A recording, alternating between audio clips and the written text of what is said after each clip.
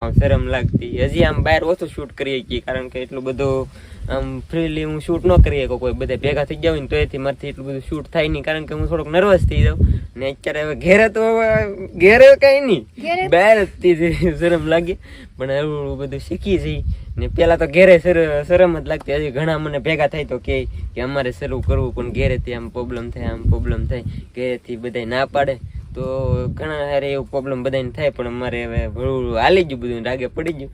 પેલા તમને આશ્યું ને બધાને શરમ લાગતી પણ હવે તો બસ વાહ મજા આવે.